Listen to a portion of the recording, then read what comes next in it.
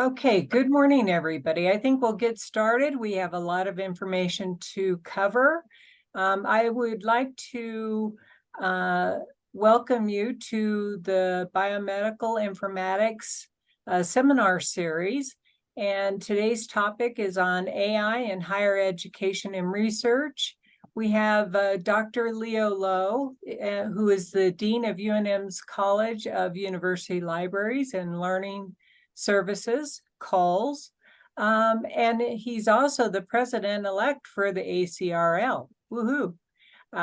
Dr. Lowe is a champion for the AI literacy in higher education.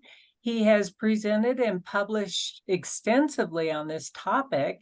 In addition to AI in higher education, his other research interests include open access, higher education management, organizational development, and leadership. Dr. Lowe is joined by Laura Hall, who is the division head for resources, archives, and discovery here at UNM HSLIC.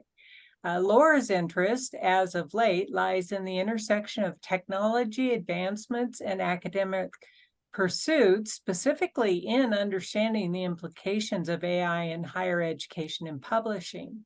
They will be sharing with us today some of these latest trends in the use of generative AI and the clear framework for prompting engineering.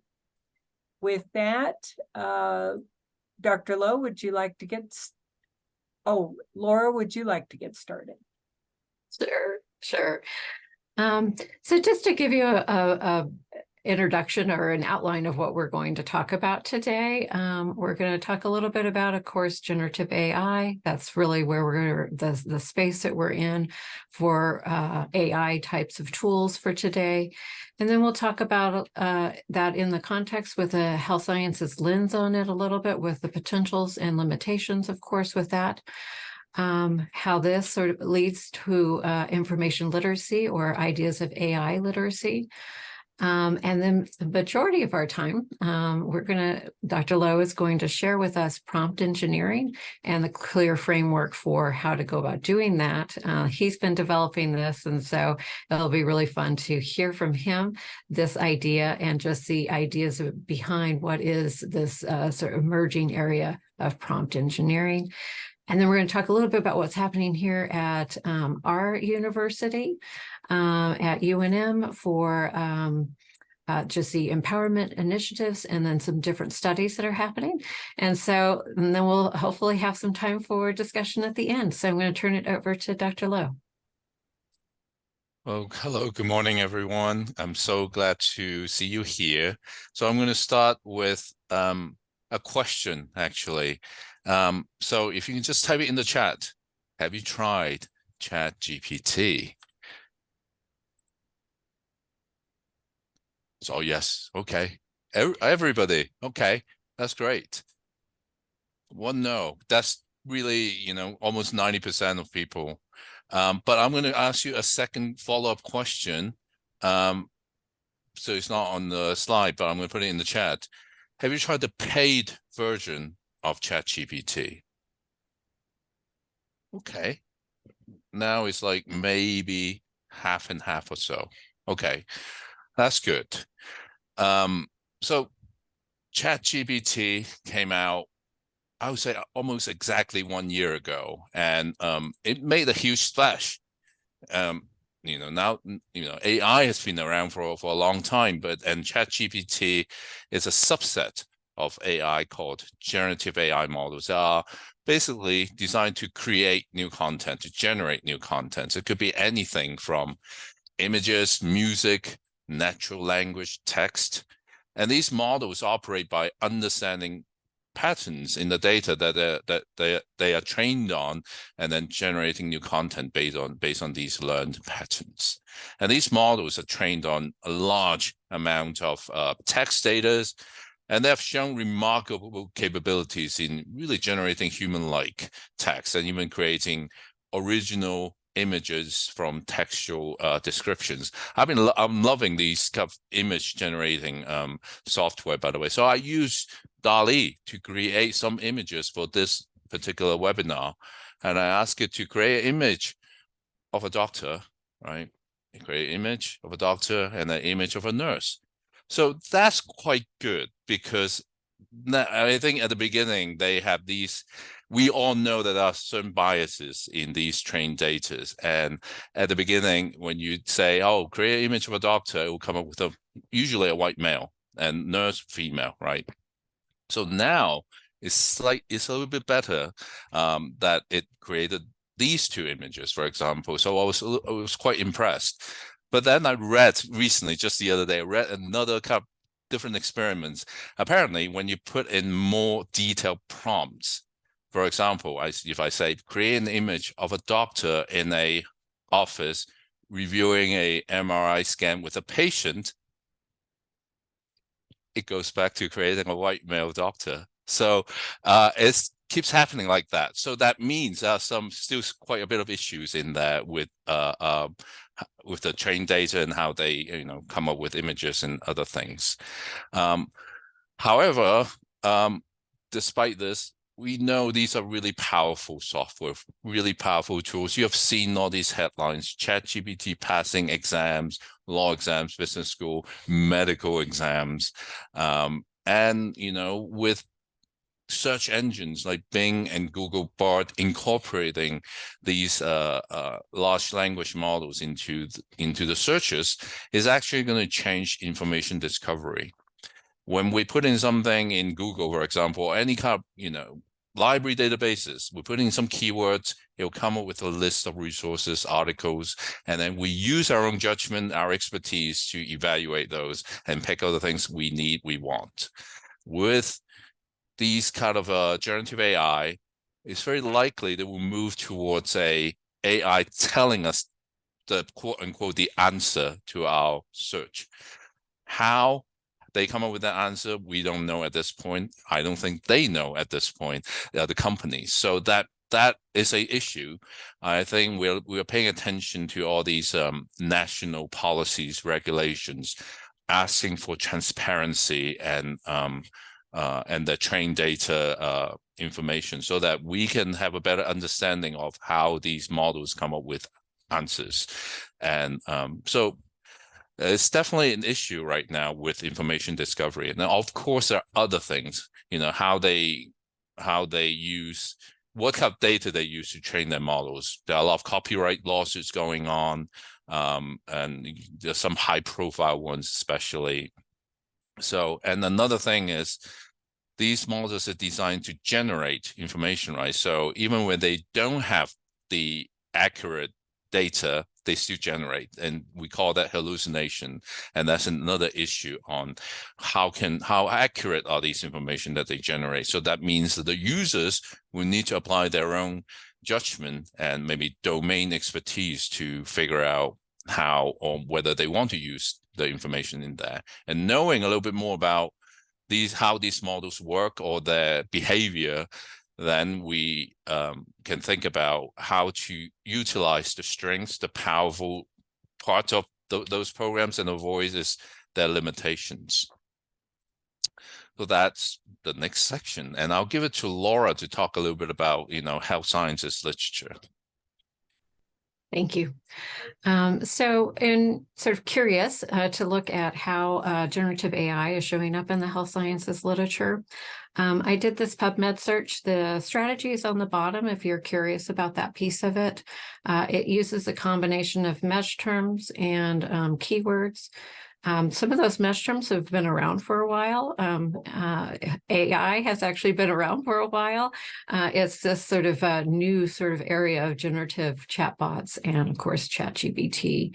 And those were the keyword searches to add to it to get to a little bit more closely knit to the generative AI. So there were 602 results on December the 1st. Those results come from 2010 through 2023, and so right up until December 1st. Out of curiosity, I did it this morning, and it was 21 more results that I got. And then about 87% of those have been published in the last year. So in those 11 months, we're seeing this huge uptick of this being published in the health sciences literature. I don't think that's surprising when you think about the adoption curve for this technology. Since November 2022, this has been the fastest adopted new technology in history. And if you look at that, what is normally sort of a slopey kind of curve, a little bit of a hill, it looks like a vertical line if you look at the adoption rate of ChatGPT. And if you were to look at this, you would see a long leg on the front of it, and then a steep vertical line for the number of the amount of literature that is coming up. And we also know when you see it in the literature, it's coming up in the practice. It's coming up in ways in which we're thinking about it. So next slide. So I'm going to highlight just a few of these 524 articles. Just to, and not necessarily that they're fully representative, but just to highlight some of the ways in which it's coming up, some of the potential, and then some of those limitations, of course. So in this particular cross-sectional study, it was published in JAMA Internal Medicine earlier this year, in which they looked at patient questions on a social media forum, and compared what were physicians' responses versus chatbot responses to it. And they did find that chatbot responses were preferred over the physician responses. And I think what's really interesting is it was significantly higher for both the quality and the empathy.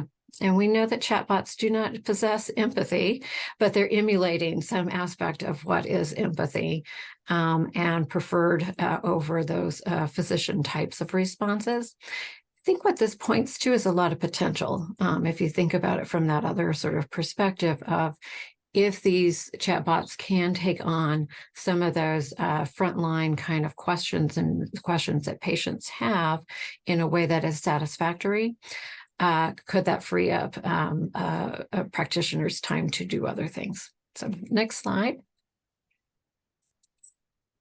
Another study that was done, there was actually more than one, and this was looking at ChatGPT to do the USMLE. It did all three of the tests in this particular study. The other one that I read only did, I believe, step one.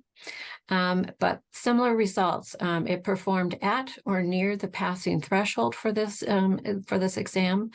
And we know that this means that you can practice medicine if you get through these exams. This is the first, well, certainly first step, but all three are necessary. And I want to highlight one phrase in here. It did this without any specialized training or reinforcement. The way in which these types of AI tools work is through a reinforcement learning. If you've used ChatGPT, you notice the thumbs up and the thumbs down and the opportunity to provide feedback.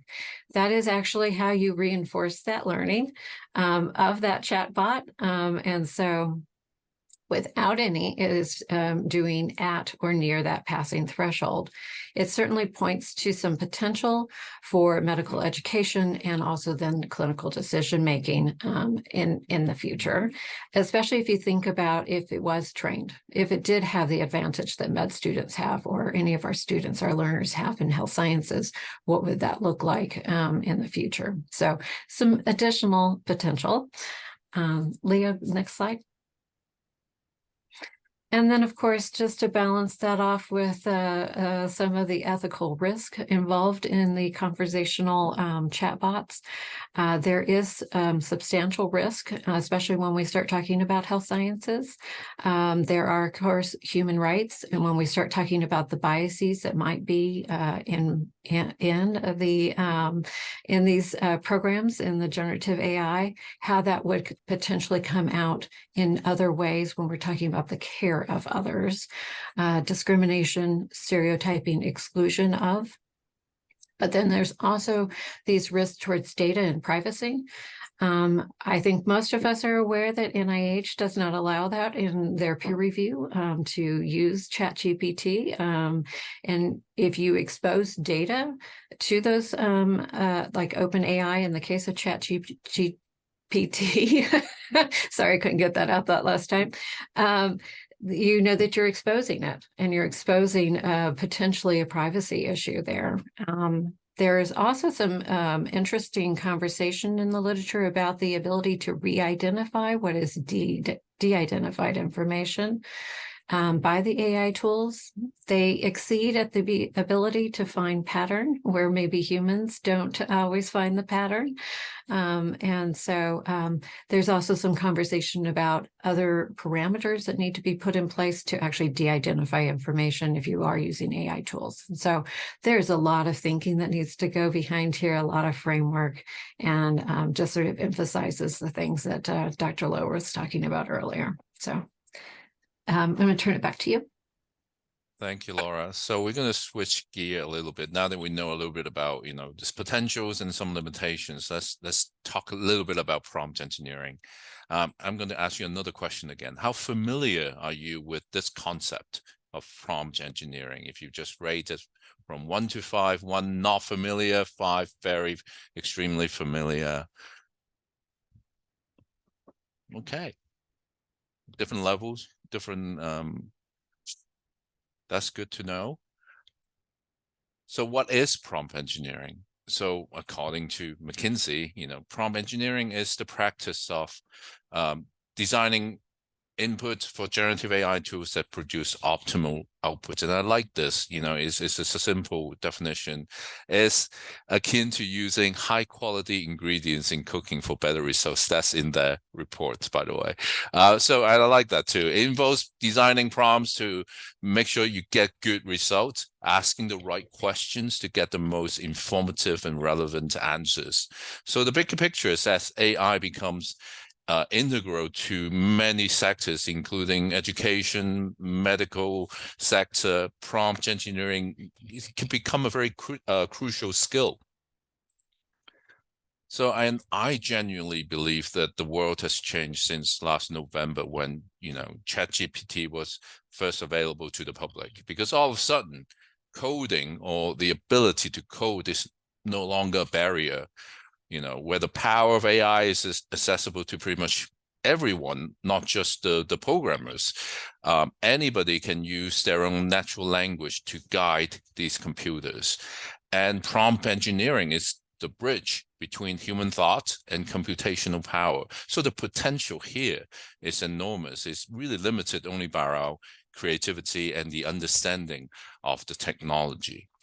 Now, why is it relevant to, let's say, librarians or researchers? I think because prompt engineering is really about asking the right questions or giving precise instruction to generate the most useful information. And information is our business. So let me show you this job ad. Look at this from Anthropic. It's a leading AI company. Its own model, Claude 2, is just as good, some say even better than GPT-4. And they're hiring prompt engineers / librarians. It's a brand new job category that didn't exist until this year. So a shout out to the librarians in the audience. Our skills in organizing, retrieving information, they are highly sought after now. If you need more proof, look at the salary. That's not a bad salary for a new job. So what is the future of teaching critical thinking skills when AI can do all the work? That's always comes up whenever I talk about AI in the educational setting. So at this point, let's go back to prompt engineering. Most new users of ChatGPT will find, say, hey, the information, the output it's not that great. It's pretty generic, low quality, or they don't provide what people need. I think that happens because systems like ChatGPT, while possessing a large, database of knowledge, lack that nuanced comprehensions of language that humans have. We can think of it like talking to extremely intelligent aliens. So to direct something like ChatGPT effectively, we have to be very precise in specifying what we want. And this is where the prompting comes in, the art and science of crafting prompts that elicit that desired response. So remember, we talked about using natural language to code. To prompt effectively, let's say a student or us, we need to be able to, first of all, formulate the problem. What is it that we're trying to solve? then we have to be able to articulate it. That's communication skill. And then we have to apply our own evaluation of the output and then make adjustment in the prompts to refine the response. And we need to be able to verify the accuracy of the information presented.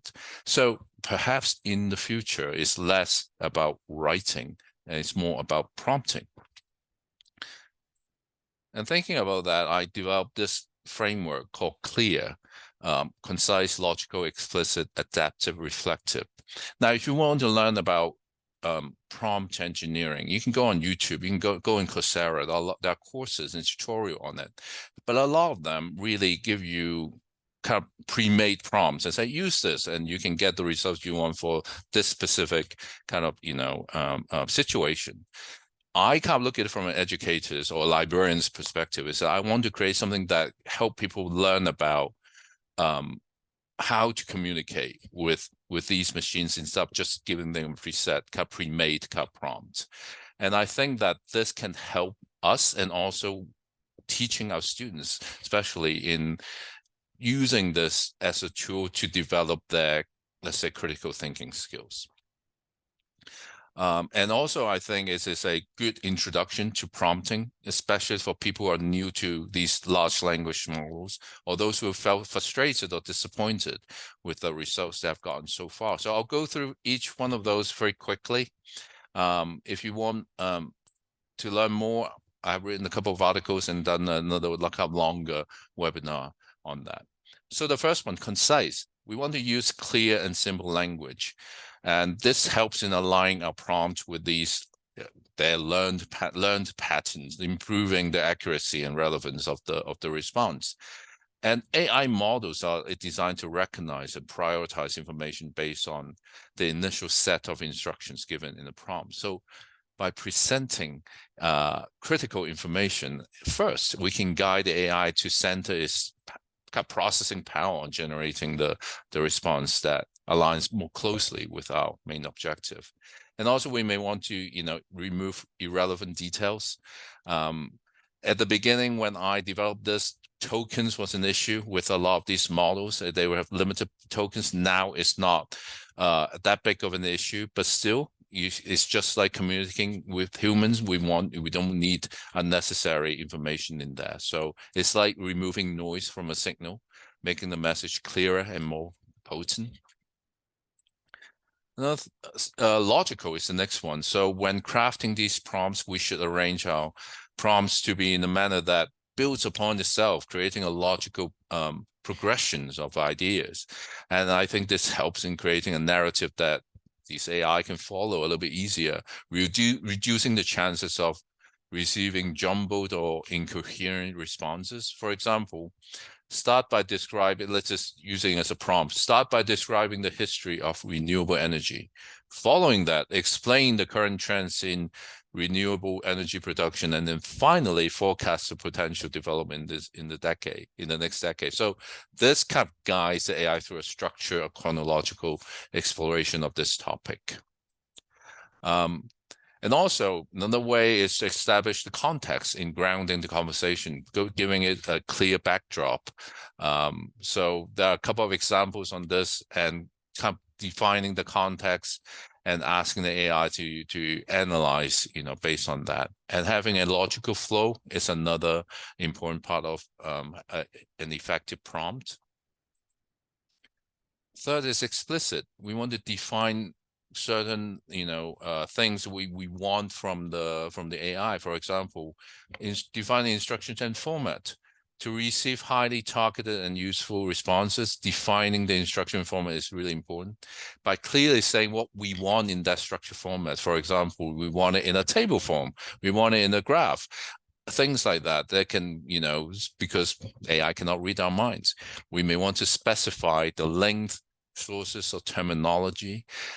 So sometimes if we don't do that, it will give you the most generic response, so that this helps eliminate vagueness and allows for a more focused response. And also we want to set the tone too. Is it conversational? Is it professional? Or the reading level? Is it more like, sometimes I've asked it something really technical that I don't understand. I say, explain it to me like I'm a high school student, right? So that helps a lot too. And then providing examples. Give it, if you want something in a certain way, just give it an example, do it like this, and that can help the AI to give you exactly what you want. So the first three principles were more about structuring the prompt, and the final two are more about a mindset or strategy. So by being adaptive, we foster an approach that is receptive to changes and ready to modify strategies as we see the responses. So it helps with overall efficiencies and effectiveness. So the first, you have to be flexible. We're still learning how to communicate with these machines. So a lot of the times when it comes back, we notice certain things are not to what our liking, right? So we may want to be flexible and rephrase and restructure, and being it can really help you refine the output. And also there are certain settings and parameters that we can actually change to change to affect the output. For example, temperature is one. It goes from 0 to 1. Is how, what we quote unquote, how creative you want it to be. How you basically kept changing the statistics or probability of what you want out of those the output. And then also we encourage people to try different approaches. Sometimes if you try different things, it's still giving you the similar kind of answers. Try different, use your creativity to try different approaches, and you can go from it from a different angle, set different contexts, and that way you can learn more about the way these models work and get different results.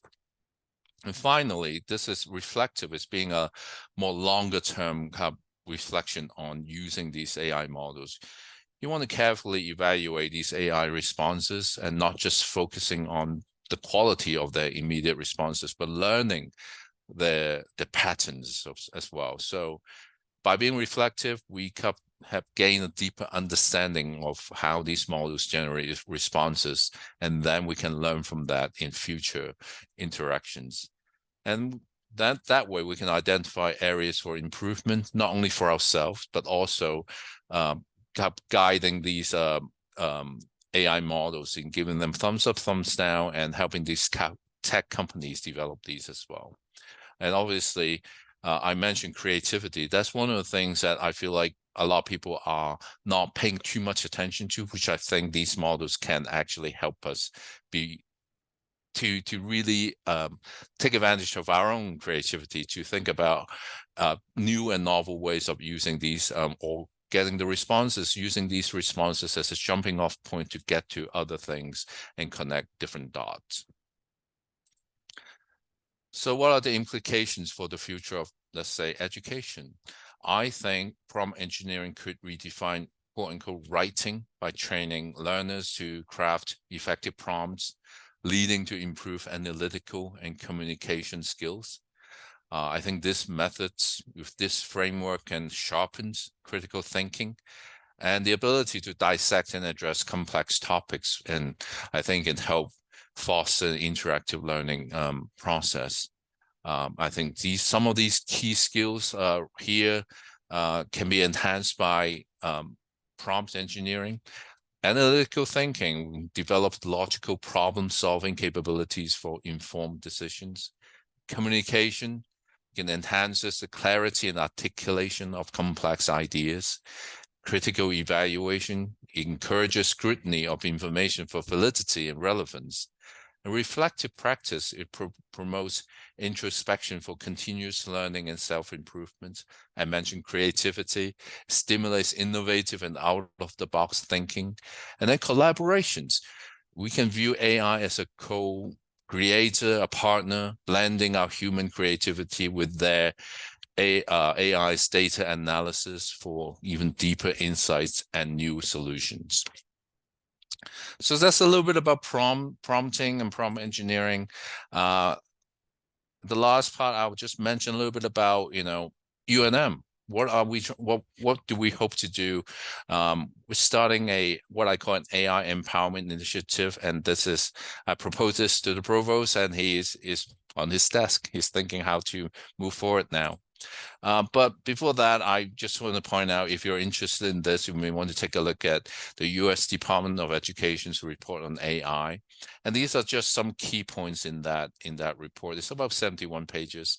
But it really stresses the importance of AI literacy for educators, including librarians.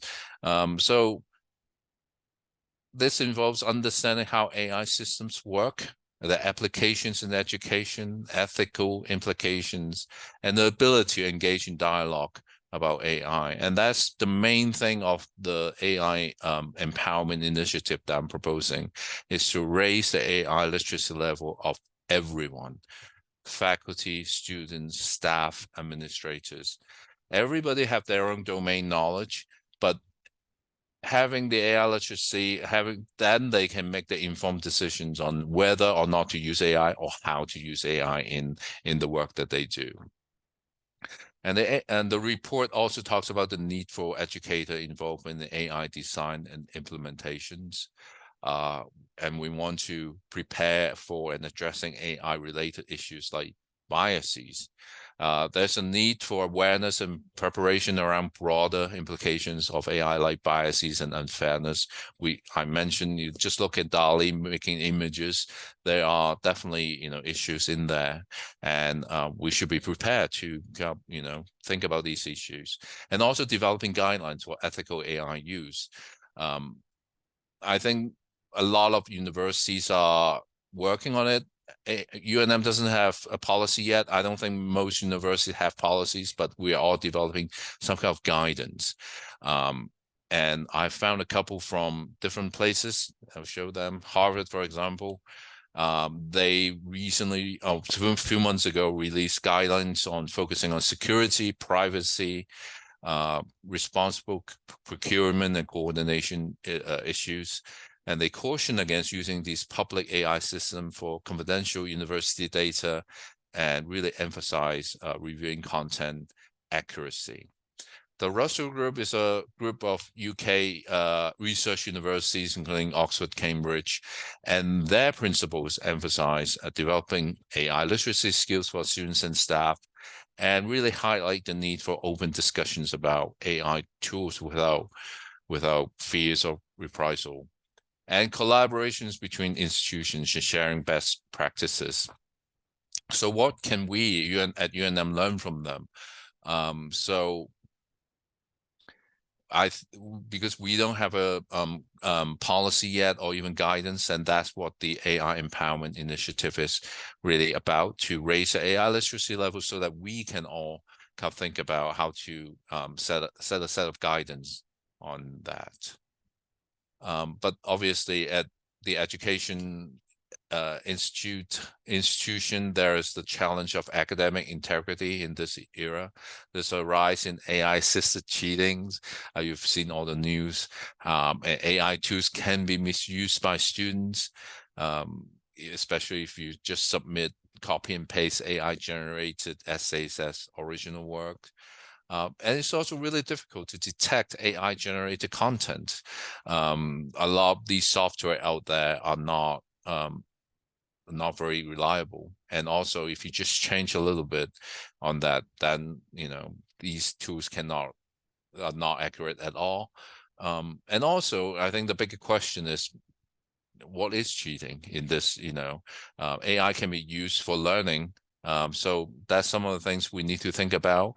And there are some possible solutions, like I said, raise the AI literacy level of instructors and specify whether and/or how AI tools can be used for assignments or exams, and incorporating AI ethics and usage into the curriculum. And we are doing quite a few things, actually. One of the projects we're working on is a 2-year study along with a cohort of other universities, and Laura is a co-lead on that. And I'll let Laura share a little bit about that. Cool, thank you. So we are joining in with 20 other higher ed institutions to do this Ithaca study. It's specifically looking at applications for generative AI and that implications on teaching, learning, research at institutions for instructors, for scholars. And I think if you're paying attention to the chat, you'll see all the types of questions that are going to really come up also within this kind of conversation. What we'll be doing is conducting 15 to 20 semi-structured interviews with UNM scholars and instructors. Those interviews will take place next spring. Those interviews get joined in with the 20 other institutions that are all doing this. So we're all doing parallel studies at our own institutions. And then that is what forms the final report that's coming from Ithaca, which would be published in October of 2025. I did a red-green in the New Mexico Christmas kind of chilly way of just describing who's on main campus and who is on HSE campus. And so Todd Quinn is our PI for it. He's at University Libraries. Robin Gleaster and I, and she's on the call today, are from the Health Sciences Center. And then we have two folks from the Center for Teaching and Learning on main campus. And if you're not aware, they actually have a cohort that's looking at AI and learning in particular and how to use it in instruction. So if you're looking for resources on that, they would be a good, both of them would be excellent folks to get a hold of and get some inspiration for. So we will be recruiting interviewees. So if you have any interest or are here at UNM, let us know. You know how to reach me for sure. I will put my email. I think my email is actually at the end, so you will have it. So you can always email me if there is an interest in that. And we're just very excited to be able to be in this cohort with some really pretty fantastic universities. So it is Yale, Duke, University of Arizona. There is other state universities along with University of New Mexico that will be joining in on this study. And I think it will be very informative. So I'm going to hand it back to you, Dr. Yeah, thank you, Laura. I'm really excited about this because yes, in addition to all these big universities, Carnegie Mellon and Princeton, but they're all working on slightly different aspects of this, so we can all learn from each other. So looking forward to it. We're still trying to get the IRB go through, so it's taking longer than we wanted. But anyways, we'll keep you posted on this. And there are some other things that we're doing. So right now I'm chairing a task force on academic honesty. So I mentioned that there is a lot of concerns about students using AI and instructors not knowing what to do. Right now we have we work with Turnitin. It's available for our instructors to look at plagiarism, and they also have a AI detection software in there. So the task force job is really look at that AI detection part and other third-party AI detection software and give a recommendation to the provost on whether or how we want to use any of those things, and then looking at the academic honesty policy in the handbook and see whether we want to revise that. So we are finishing that up. We'll give our recommendation to the provost, and he will share that with people.